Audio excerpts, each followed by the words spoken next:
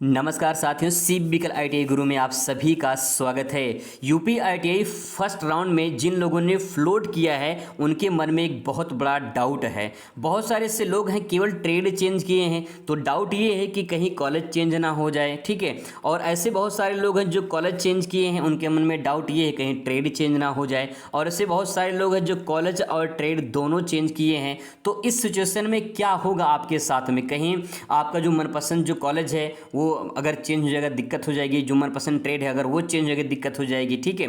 तो चार स्थिति जो है मैं आपको बताने वाला हूं। पिछली वीडियो में मैंने बताया था कि चार स्थिति सामने आएगी, लेकिन मैं आपको ये बताऊंगा कि कैसे जो है आपने जो अपने ट्रेड जो कॉलेज भरे हैं उसके आधार पर कैसे आपका फ्लोट होता है, इसके बारे में समझाने वाला हूं। तो चलिए चार स्थिति पहले बताते हैं, फिर बताते हैं कि कैसे आपका फ्लोट होगा।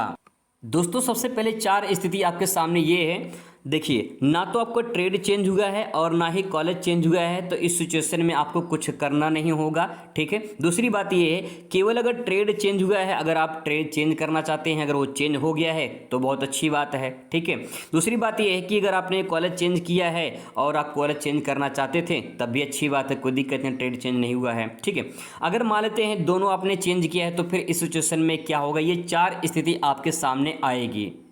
अब दोस्तों एक प्रारूप के माध्यम से आपको समझाने की मैं कोशिश कर रहा हूं। जैसे मान लीजिए यहाँ पे देखिए इन्होंने 10 ट्रेड भर रखा है, ठीक है। अब 10 ट्रेड में से मान लेते हैं कि जो है इनका नाम मान लेते हैं कि जो है यहाँ पे 5वां नंबर मान लीजिए आ चुका है, ठीक है। यहाँ पे मान लीजिए यहाँ पे 5वें नंबर पे आ चुका है, इनको मैकेनिक डीजल इंजन ये ट्रेड मिल गया है। अब इनको पसंद नहीं है, कॉलेज तो पसंद है लेकिन ट्रेड पसंद नहीं है।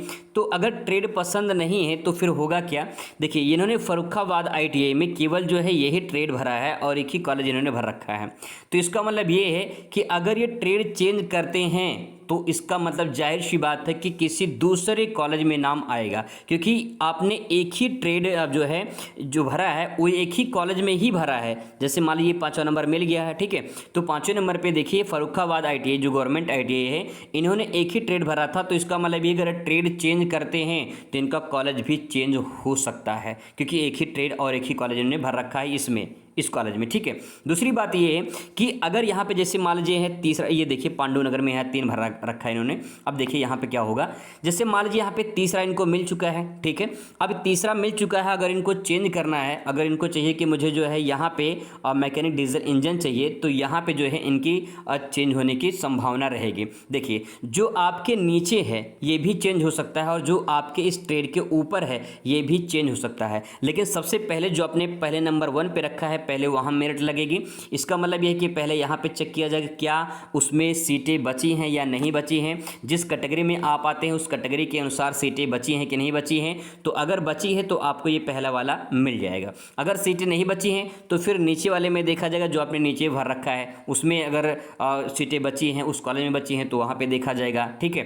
कहने का मतलब दोस्तों ये है, जो आप अपने फॉर्म में भरे हैं ये फॉर्म के अनुसार ही आपकी फ्लोट होती है। और अगर आपका जो है जैसे मान लीजिए यहाँ पे मशीनिस्ट यहाँ पे मिला है, ठीक है, और इसमें अगर सीटें फुल हो गई होंगी तो ये नहीं मिल पाएगा। फिर टर्नर में देखा जाएगा, अगर यहाँ पे सीटें फुल होंगी तो यहाँ भी नहीं मिल पाएगा। अगर आपका चेंज नहीं होता तो पहले वाला ही आपका रहेगा, लेकिन इसके नीचे भी देखा जाएगा तो इसके नीचे भी आपको मिल सकता है। लेकिन सबसे पहले आपकी मेरिट लगी ऊपर से, फिर इसके बाद ऊपर से नीचे आएगी। इस प्रकार से आपकी चेंजिंग होती है। दोस्तों मैंने जो 4 स्थिति आपको बताया है उस 4 स्थिति में पहला पॉइंट ये है कि आपका सिर्फ ट्रेड चेंज हो सकता है, कॉलेज चेंज नहीं होगा, ठीक है।